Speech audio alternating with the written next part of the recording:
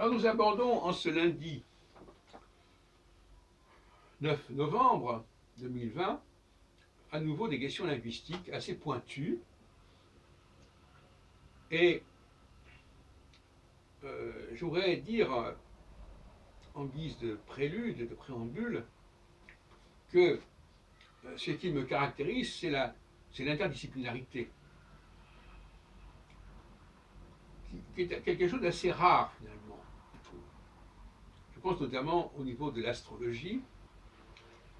Rares sont les astrologues qui sont capables de parler d'autre chose que d'astrologie, ou par l'astrologie, ou du point de vue de l'astrologie.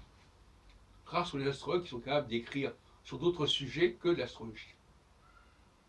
Et moi, ce qui me caractérise, ce qui constitue une sorte de nouvelle ère, en quelque sorte, c'est que, pour moi, l'astrologie est un thème qui s'intègre dans tout un ensemble de connaissances, comme le faisait, à la fin du XVIIe siècle, quelqu'un auquel j'ai consacré beaucoup de temps, quelque part, savoir Eustache le Noble, baron de Saint-Georges, qui publie Trait Daniel en 93, ça ne rajeunit pas, euh, un ouvrage sur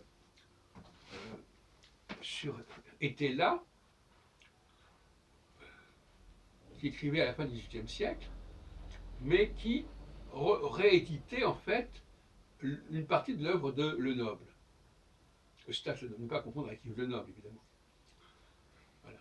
Donc, c'est un personnage qui est remarquable à la fois parce qu'il écrivait à la toute fin du XVIIe siècle, donc bien après la création de l'Académie royale des sciences, qui n'a aucunement mis fin à la publication des livres astrologiques, même s'il y a le cas intéressant aussi de Henri de Boulainvilliers, dont les ouvrages n'ont pas été imprimés, mais qui ont été réédités à partir de ses manuscrits après la Seconde Guerre mondiale.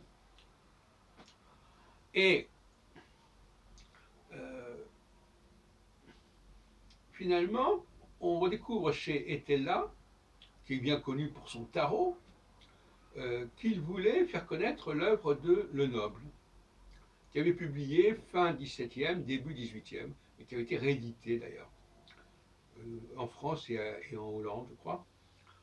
Et donc c'est un personnage fondamental, un personnage clé. Alors lui, il avait dans ça s'appelle les tableaux des philosophes, ou je ne sais pas quoi, il avait fait une véritable encyclopédie du savoir, enfin, un certain nombre de domaines, et l'astrologie faisait partie de cette encyclopédie. Mais c'est un peu ce que je fais quelque part.